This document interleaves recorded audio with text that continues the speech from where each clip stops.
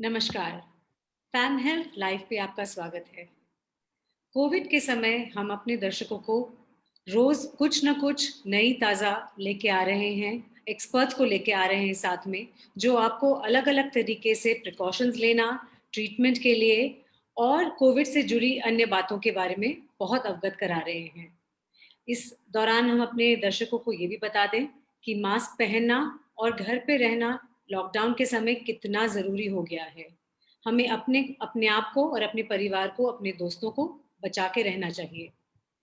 आज हमारे साथ इस फैम हेल्थ लाइव पे जुड़ रही हैं डॉक्टर वंदना सोनी, जो है सर्जन और इनका जो स्पेशलाइजेशन है वो है मिनिमल इन्वेजिव सर्जरी, जिसको लैप्रोस्कोपिक सर्जरी भी बोलते हैं। Welcome to the show doctor Vandana Soni. Thank you so much. नमस्कार। डॉक्टर सोनी, एक और रीज़न है हम आपके साथ आज बात कर रहे हैं कि कोविड का समय चल रहा है और हम काफ़ी सारी बातें सर्जरी को लेके करने वाले हैं, लेकिन सबसे पहले आप हमें और हमारे दर्शकों को ये बता दीजिए कि लैप्रोस्कोपिक सर्जरी कहते किसे हैं और ये कौन से सर्जरीज में यूज़ होती है? लैप्रोस्कोपी या दूरबीन वाली क्रिया जो है आजकल ऑलमोस्ट सब सर्जरीज में यूज की जाती है। शुरुआत में सबसे ज्यादा इसको गायनेकोलॉजिस्ट या जच्चा बच्चा वाले जो डॉक्टर है उन्होंने शुरू किया था। एज अर्ली एज 1950 1950 में गायनेकोलॉजिस्ट जो है दूरबीन वाली सर्जरी से नीचे जो है पेल्विक ऑर्गन्स विमेन के देख के और उनका छोटा मोटा इलाज या टेस्टिंग किया करते थे। टाइम के साथ फिर गॉल ब्लैडर एक ऐसी सर्जरी थी जो कि म्यूचुअली बेनिफिशियल रही, सिम्बायोटिक रिलेशनशिप रहा लैप्रोस्कोपी या की होल सर्जरी और गॉल ब्लैडर का। ये दोनों चीजें आपस में इतने ज्यादा फायदेमंद रही, इतना सरल हो गया ये ऑपरेशन और इसमें रिकवरी मरीज की इतनी आसान हो गई कि इसने दोनों की दोनों गॉल ब्लैडर सर्जरी और लैप्रोस्कोपी इकट्ठे ही एकदम से पॉपुलराइज हुई। फिर उसके बाद पेट के बाद बल्कि कोई भी शरीर की जो शरीर के अंदर की जगह जहां पर एक कैविटी हम बना सकते हैं वहां पर ये सर्जरी पॉसिबल है। तो चाहे वो पेट की सर्जरी हो, पेट में हो गया जैसे लिवर जो हो गया, गॉल ब्लैडर पित्त की सर्जरी हो गई, फूड पाइप की सर्जरी, स्टमक, इंटेस्टाइन, सारी गायनेकोलॉजिकल प्रोसीजर्स तो आजकल होते ही ऑलमोस्ट 95% जो है दूरबीन से होते हैं।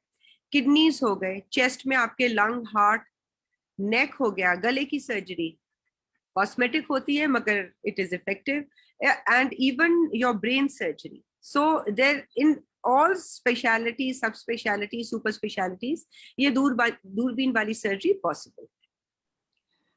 तो अब अगर कोविड की बात करें डॉक्टर सोनी की, कोविड के समय पे क्लियरली ऐसी सर्जरीज जो रुक सकती हैं, जो वेट कर सकती हैं, उनको शायद डॉक्टर्स मना कर रहे हैं। आप सिर्फ एंड सिर्फ अभी तो कोविड पे ही सारा काम चल रहा है, तो अगर इसके बारे में बताएंगे कि कोई अगर इमरजेंसी सर्जरी कराना चाहता है, can they go into a hospital right now for getting it done, and what is considered an emergency surgery?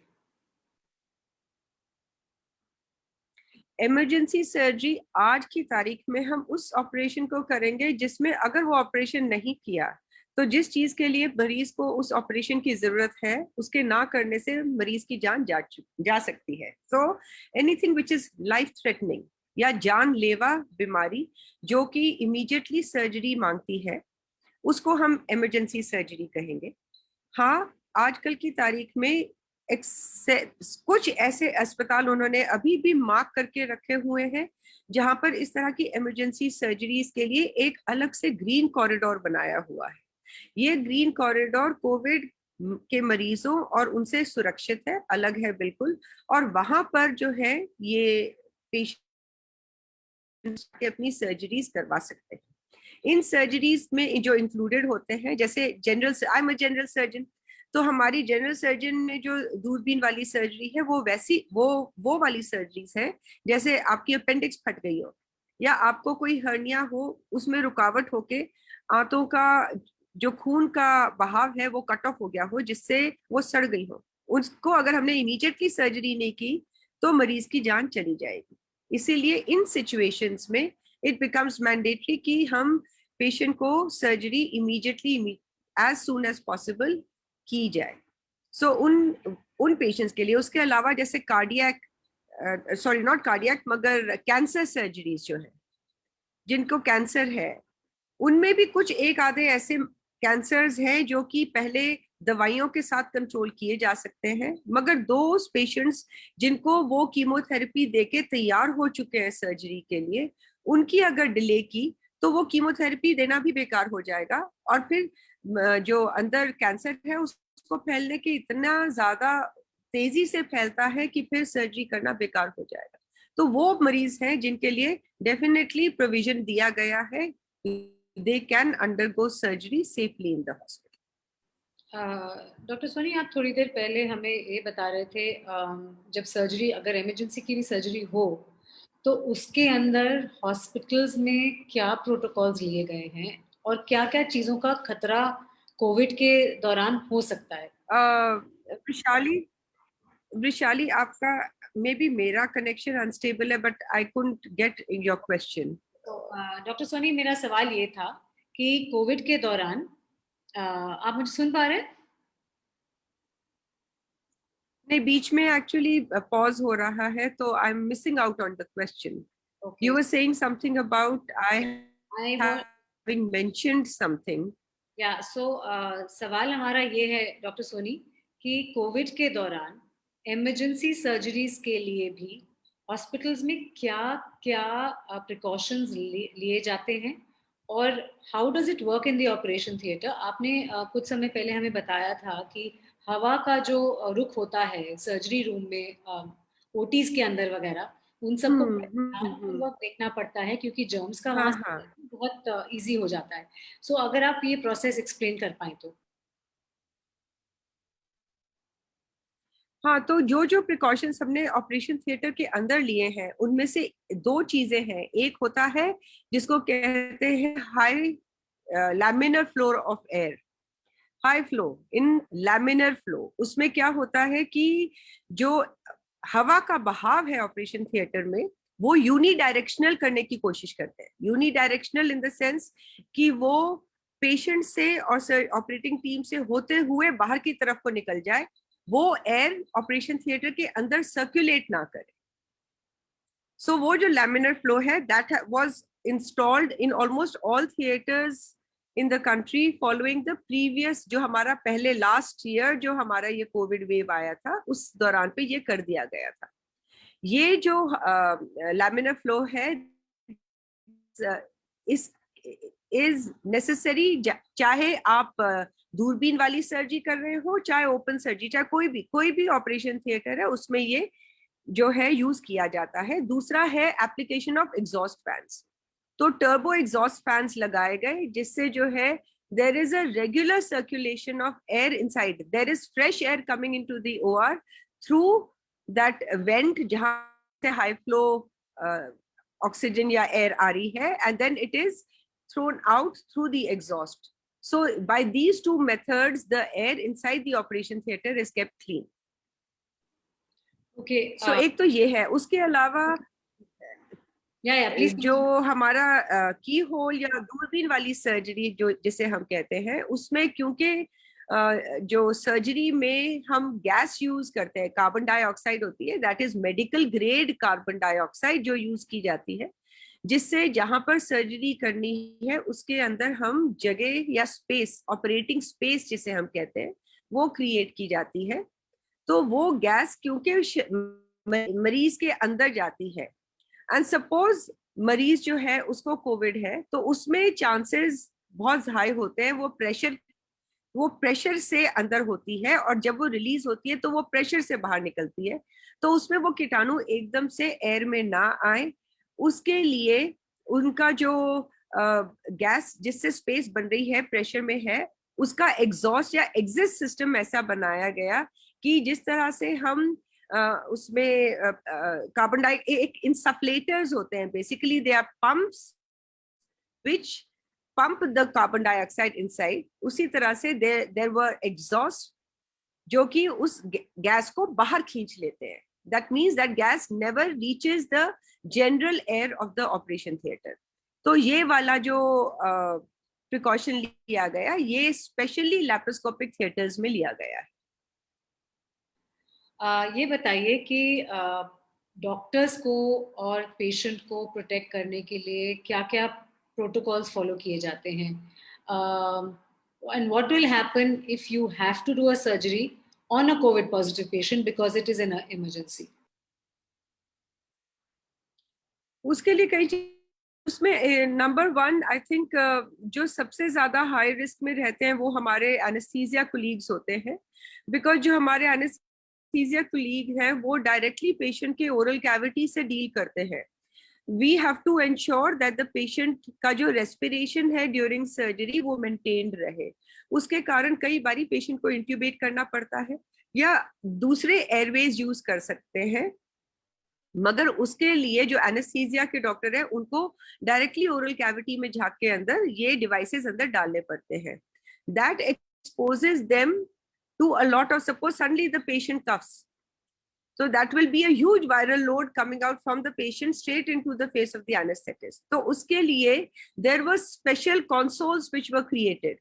ये कंसोल जो है प्लेक्सी ग्लास का बना हुआ होता है, ये 3 साइड से कवर्ड होता है, एक साइड से अनकवर्ड होता है ताकि it fits on to the head end. जैसे पेशेंट लेटा हुआ है तो उसके सर के ऊपर वो फिट हो जाता है, इट इज क्लोज्ड और पेशेंट के ऊपर यूं आ गया।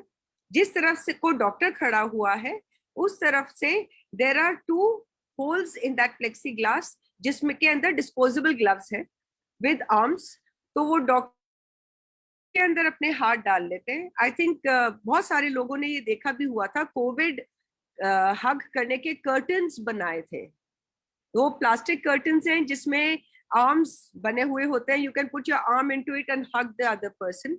The same thing concept has been used here. They put the अपने हाथ उसके अंदर डालते हैं और फिर क्योंकि वो प्लेक्सी ग्लास का बना हुआ है, through that glass the anaesthetist can look inside the mouth और फिर वो इंट्यूबेट कर सकते हैं। So that was one way to help the anesthetist. The same contraption is used at the end of the surgery when the patient is reversed. That means बेहोशी से वापस उसको जब होश में लाया जाता है उस समय पर भी जो है सेम चीज यूज की जाती है। जहां तक कि ऑपरेटिंग सर्जन्स का सवाल है, उनको कोविड पेशेंट या कोविड टाइम्स में जब हमने दोबारा सर्जरी शुरू की थी तो हम पूरा पीपीई में ऑपरेट कर रहे थे। That was very difficult. उसमें कुछ फायदे ओआर में काम करने के ये होते हैं कि वहां पर जो है कूलिंग होती है, एयर कंडीशनिंग होती है हमेशा, जिससे आप जो टेम्परेचर है उस पर सेट कर सकते हैं, जिसमें डिस्पाइट द फैक्ट कि आपने वो क्लोज्ड पीपीई पहना हुआ है, पर्सनल प्रोटेक्शन इक्विपमेंट जिसे कहते हैं, despite that you don't have to sweat so much. But क्योंकि आपका फेस पूरा कवर्ड है, ऊपर से गॉगल्स लगे हुए हैं, तो बहुत ज्यादा फॉगिंग होती है। So it prolongs the surgery. Surgery prolong हो जाती है, थोड़ा टेक्निकली ज्यादा डिफिकल्ट हो जाता है, मगर उन you just have to face all that because again ये सर्जरी सिर्फ तभी हो रही है क्योंकि ये जरूरी है, अदरवाइज जो जरूरी नहीं है वो नहीं की जा रही है। डॉक्टर सोनी, अगर हम बात करें कि इमरजेंसी सर्जरीज इस दौरान, especially right now when there is half a lockdown, all the hospitals are up to their like they're above their heads, the water's gone, there is no space, and what are the kind of surgeries that are decided to go ahead with? One is that you mentioned that cancer related, anything that's life threatening, but who is the one who decides this कि भाई हमारी surgery, are they decided on the basis of reports? Is it a choice that the patient has? Is it a choice that the hospital has? How does one come to this consensus? The decision की कौन सी surgery करनी है कौन सी नहीं करनी, it depends entirely upon the clinical condition of the patient and जो available infrastructure है। अब सपोज कोई पेशेंट आपके पास आता है जिसको कैंसर सर्जरी करवानी है, उस कैंसर सर्जरी में आपको कई बारी एक से ज्यादा टीम काम करते हैं, टाइम जो है लंबा चलता है, जो इक्विपमेंट है उसके लिए भी सारा इक्विपमेंट है या नहीं, पोस्ट ऑपरेटिवली जैसे आजकल तो आईसीयू तो टोटली ओवरवेल्म्ड है, तो आपके पास उस पेशेंट को आईसीयू में रखने के लिए जगह होगी या नहीं, वो सारी चीजें होनी, मतलब आपका इंफ्रास्ट्रक्चर जो है आपको इन स्पेयर रखना पड़ेगा फॉर दीज पेशेंट्स। क्योंकि सपोज कोई पेशेंट बहुत ही सिक आता है, जैसे आप ये समझ लीजिए कि एक ऑब्स्ट्रक्टेड हर्निया में आपने ऑपरेट किया और एक्चुअली उसकी अंदर से इंटेस्टाइन सड़ गई थी, वो सड़ी हुई इंटेस्टाइन को आपको निकालना पड़ा, उसको दोबारा जोड़ना पड़ा। क्योंकि वो सड़ी थी, उसमें बॉडी के अंदर कुछ बहुत सारी चेंजेस ऐसे आते हैं जिसके कारण जो टॉक्सिन्स रिलीज होते हैं बॉडी में, they affect the heart, the lungs and the kidneys. ठीक है, और मरीज का सर्जरी के बाद ये सारे ऑर्गन्स कुछ समय के लिए इनका फंक्शन जो है फ्लक्चुएट करता है और वो बड़ी easily they can shut down, जिसको हम मल्टी ऑर्गन फेलियर कहते हैं। ऐसे वाले पेशेंट्स को जो है आपको तभी राइट है लेने का जब आप सर्जरी के बाद उनको वो सपोर्ट दे सकेंगे हो जाए कि उनके जो सारे ऑर्गन्स हैं वो नॉर्मली फंक्शन करने शुरू करते हैं या नहीं। तो एक ये चीज बहुत जरूरी है। इट्स नॉट जस्ट कि आप सर्जरी करके मरीज को छोड़ नहीं सकते, एक बारी आपने रिस्पॉन्सिबिलिटी ली है, उसके बाद उसका पोस्ट ऑपरेटिव कोर्स कैसा होगा और आपको क्या क्या चीजें जरूरी हैं उसको स्टेबलाइज करके रिकवर करने में मदद करने के लिए, वो सारी चीजें आपको देख के अवेलेबल होनी पड़ेंगी, तभी आप ले सकते हैं। सो again, the things which decide are the patient's condition, availability of the surgical expertise and the infrastructure. ये तीनों चीजें जरूरी होती हैं for safely conducting a surgery. एक और अगर मैं पूछूं तो अभी प्रेगनेंसीज जो हैं वो कैसी, how are people going for deliveries etc, and what are the precautions taken there, and what about all the cesarean sections, would they still be conducted? How is that happening? Caesareans भी सी अगर कोई plan caesarean है या कोई plan, so that उसमें of course it is again the safety of the patient why the caesarean was planned. अगर caesarean was by patient's choice, then of course depending की अपनी और पेशेंट की सेफ्टी देखते हुए द गायनेकोलॉजिस्ट कैन से कि नहीं, हम पहले आपको लेबर का ट्रायल देंगे, caesarean should be a last resort. But then again अगर सिजेरियन का इंडिकेशन क्लियरली तब होता है जबकि बच्चे और माँ की जान को कोई खतरा हो, सीरियस खतरा हो, तो उसी सिचुएशन में तो सिजेरियन एक्चुअली जब डिसाइड किया जाता है it is like a true emergency. तो उस सिचुएशन में ये सारे प्रिकॉशंस लिए जाते हैं। और जो लेबर रूम है और जो मैटरनिटी या ऑब्स्टेट्रिकल सर्विसेज है, they are always given a special place. उनको हमेशा उनके लिए there will always be some infrastructure available and kept aside to provide the necessary medical expertise, advice and surgical expertise to those patients. उनके लिए मतलब one cannot ignore them. That is a true emergency. Doctor Soni, for the all the surgeries जो शायद plan किए गए थे, schedule किए गए थे, या ऐसे जो आप कह रहे हैं कि नॉन इमरजेंसी में इलेक्टिव जो आपने बात करी थी उसमें आ जाते हैं, अब उनका पोस्टपोनमेंट किस हद तक किया जा सकता है? बिकॉज आई डोंट सी कि ये कहीं 2 हफ्ते में, या वी कांट प्रिडिक्ट राइट कि 1 महीने में खत्म होगा, या when will this entire emergency related to COVID get over. तो उनका पोस्टपोनमेंट किस हद तक किया जाता है और उसके डिसीजंस फिर कैसे लिए जाएंगे? उसके डिसीजंस जो टॉकिंग अबाउट इलेक्टिव सर्जरीज का कोई टाइम फ्रेम नहीं है। You can very comfortably post a surgery which can be postponed for 2 weeks or 3 weeks, can be postponed for 2 months also. उसमें जो सर्टेन सिचुएशंस, फॉर एग्जांपल आप simply gall bladder stones ले लीजिए, gall stones ले लीजिए, ठीक है।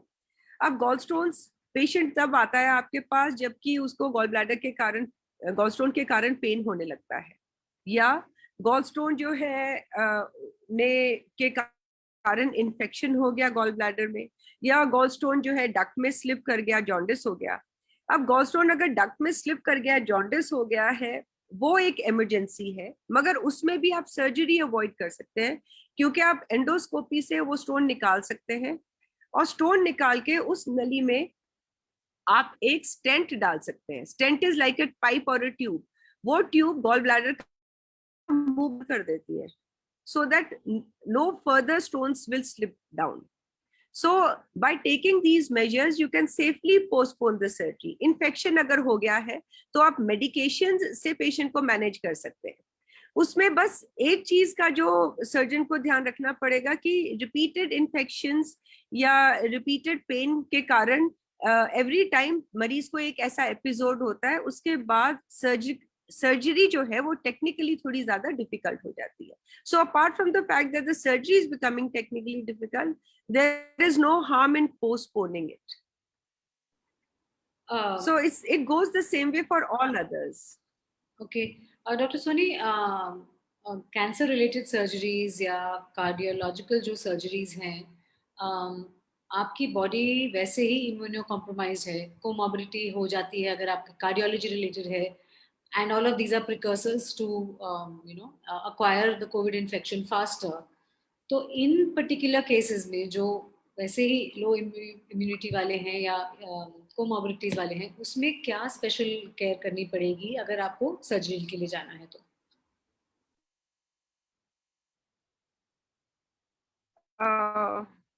I didn't quite get the questions. My question, you're talking about cardiac surgeries now. Surgeries and cancer related surgeries में जहाँ पे आप अगर सर्जरी शेड्यूल कर रहे हैं, you are already with a immuno compromise situation, right?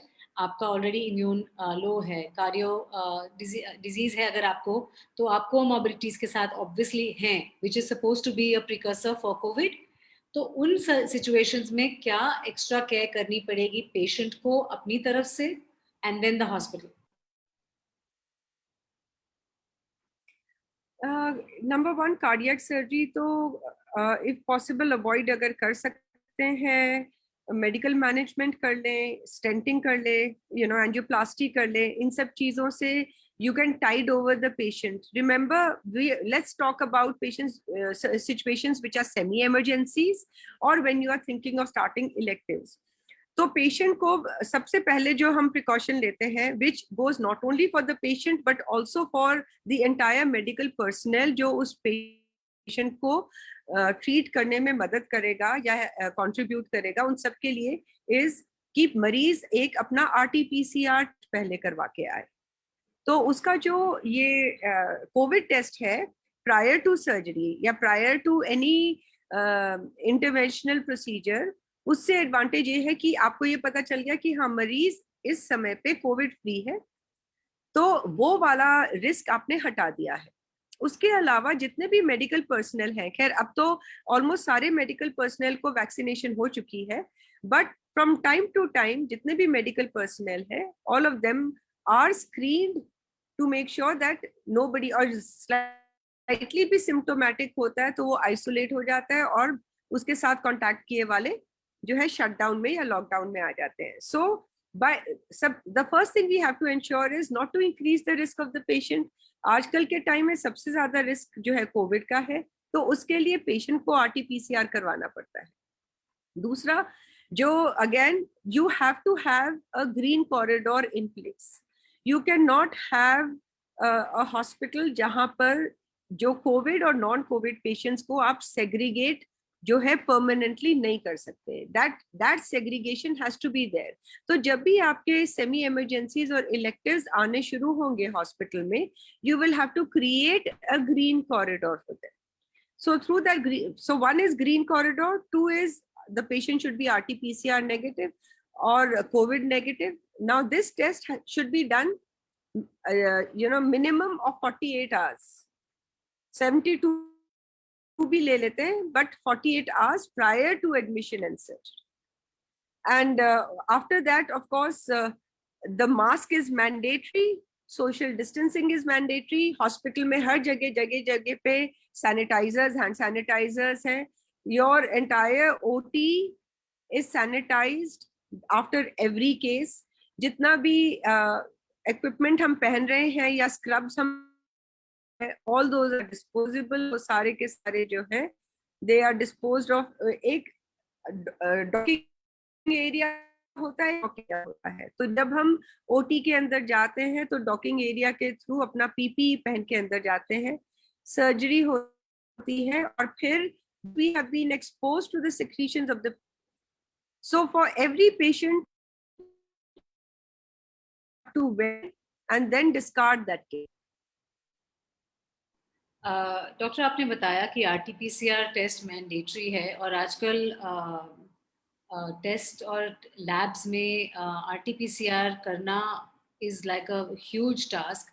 I am guessing even the hospitals themselves are overloaded with the RTPCR test. इस समस्या में कभी कभी 2 या 3 दिन भी लग सकते हैं उनके टेस्ट के लिए, और how is it handled? And so you can well imagine that a lab which is equipped to do to 1500 RT-PCRs in a day suddenly gets 8,000 samples.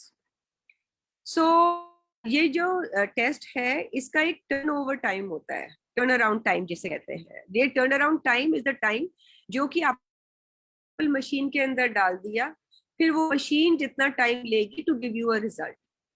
ठीक है. सो जो अराउंड टाइम है आरटीपीसीआर का, वो आई थिंक 12 से 18 घंटे के करीब है. I am very sure but it is that much.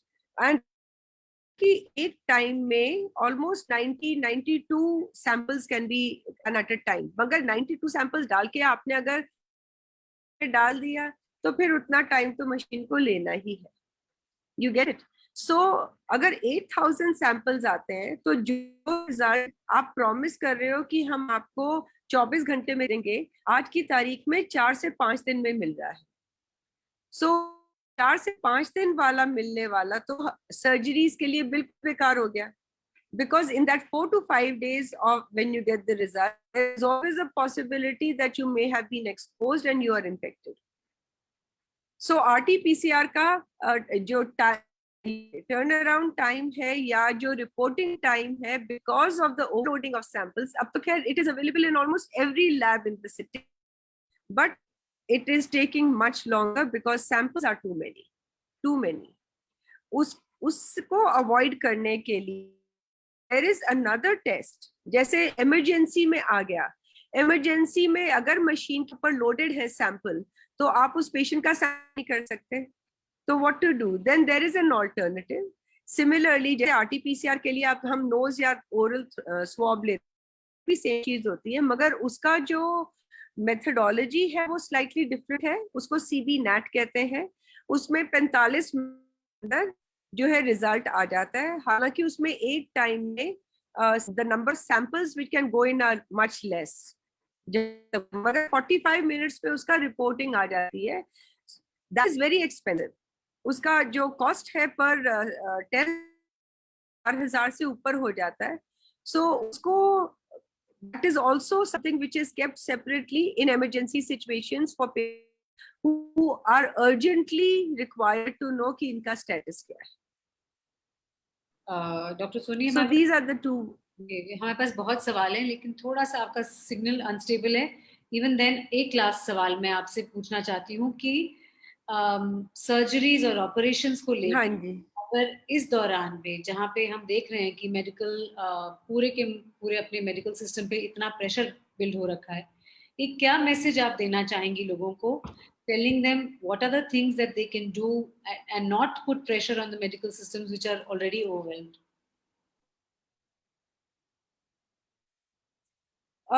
I think the most important message is to try and stay as safe as possible. Again, one has to balance it out. So all precautions necessary to avoid COVID, which includes wearing a mask if going out, preferably at home, maintaining your hand hygiene, and maintaining social distancing. This is the most important. At the same time, I that don't ignore other symptoms that you may be having, not related to COVID, but you have some other condition, उसके कारण आपको तकलीफ हो रही है. So don't allow that to grow to such a large extent कि वो बिल्कुल acute emergency बन जाए। आपको सपोज आपको पता है आपको गॉल स्टोन है, आपको हल्की पेन शुरू होती है, you immediately take a teleconsult. Almost all doctors are available for virtual consultation. Low, medication time पे शुरू कर दो तो वो टाइम ओवर हो जाएगा। सिमिलरली पेशेंट्स जिनको हर्नियाज है, अगर हर्निया जो है उसमें रुकावट हो जाती है, अंदर नहीं जा रहा है, तो उसमें बेटर ये है कि आप इस समय पे जाके ट्रायज में उसको मेडिकल हेल्प के साथ रिड्यूस करवा लो, रादर देन वेटिंग कि उसमें स्वेलिंग हो जाए और फिर ब्लड सप्लाई हो जाए और फिर बिल्कुल इमरजेंसी सर्जरी की सिचुएशन आ जाए। So you should be aware कि आपको ये सारी प्रॉब्लम्स है। इवन समथिंग लाइक अपेंडिक्स जो है वो हमारे राइट लोअर साइड एब्डोमेन में होता है एक ऑर्गन। अगर वहां पर आपको हल्का हल्का दर्द शुरू होता है, तब भी अगर आप कंसल्ट लेके मेडिकेशन टाइम पे शुरू कर सकते हैं, तो उसके भी इन्फेक्शन को साइड कर सकते हैं। सो ऑल दीज, अब आपको बहुत ज्यादा रिफ्लक्स की प्रॉब्लम है, बार खाना मुंह में आ रहा है या खाना खाया नहीं जा रहा, एक कंडीशन होती है जिसमें डिसऑर्डियोस्पैज्म कहते हैं या एक्लेजिया कहते हैं, खाना नहीं जा रहा, सिचुएशंस के लिए मेडिकेशंस है। You take a virtual consult on time and take those necessary precautions, allow this time to, जैसे ये पैंडेमिक अभी बिल्कुल रेटिंग स्टेज पे है, it is still peaking but it will not forever. It is going to plateau, it is going to come down. It's just a matter of this time. Be smart, be aware, conscious, and take help. At the same time, stay safe. One last message doctor Soni, vaccines को लेके अगर आप उसके बारे में भी आप हमारे दर्शकों को बता दीजिए कि वैक्सीन्स का महत्व और उसका असर कितना हेल्प कर सकता है लोगों को, if you can tell us about that. जो वैक्सीन्स है, इंडिया कॉमनली 2 वैक्सीन यूज हुए हैं, वो है कोविशील्ड और कोवैक्सीन। जो कोविशील्ड है दैट इज अ लाइव अटेन्युएट, जो वैक्सीन है that is a dead virus. तो both of these have been found to be equally effective and efficacy rate अच्छी है, और there is no vaccine even today in the world which will not prevent you from getting. You are likely to get an infection if there is an appropriate amount of viral load you are exposed to. मतलब अगर बहुत सारा virus sudden शरीर में enter करता है तो कोई वैक्सीन जो है उसको इन्फेक्शन होने से रोक नहीं सकेगा, लेकिन क्योंकि उस वैक्सीन के कारण शरीर प्रिपेयर्ड है टू फाइट, आपके जो फ्रंट लाइन फाइटर्स है वो तैयार है, तो अगर वायरस आएगा तो वो उसको क्वेल करने में, मतलब उसकी इंटेंसिटी को कम करने में, उसको बिल्कुल काम करने में जो है इफेक्टिव रहेंगे। और तो आपको इन्फेक्शन होगा मगर वो माइल्ड होगा, जानलेवा नहीं होगा। तो वैक्सीन बहुत जरूरी है, it is very important, irrespective कौन सा है, both equally effective. There is no need to जो अवेलेबल है, जो मिल रहा है, प्लीज ले लीजिए, very important. Doctor Soni, thank you so much हमारे साथ आज जुड़ने के लिए। while lots of people are looking for answers of how to prevent COVID, there is a whole population sitting over there who has also other surgeries, other issues that they are dealing with medically. And जैसे हमने कहा कि pressure बहुत है medical systems पे अभी, तो आपकी जो जानकारी दी गई है, जो आपने बताई है, वो एक्चुअली बहुत ही अच्छे से क्लैरिफाई कर देती है लोगों के लिए कि किस तरीके से इमरजेंसी सर्जरीज ही अभी करना ज़रूरी है।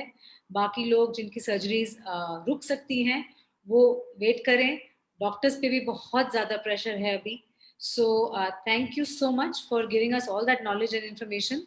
एंड अगर हम अपने दर्शकों को बता दें, अगर वो doctor Vandana, thank you Vishali, it was a pleasure. Thank you. I also want thank to you so much for inviting me and I that if they have any questions from Dr. Vandana Soni, अगर वो सवाल पूछना चाहते हैं तो famhealth.in पर हमारे website पे जाएं, सपोर्ट ग्रुप पे अपना सवाल जरूर पूछें और हम जरूर कोशिश करेंगे कि डॉक्टर वंदना सोनी से आपको जवाब दिलवाएं। Thank you once again and have a nice day.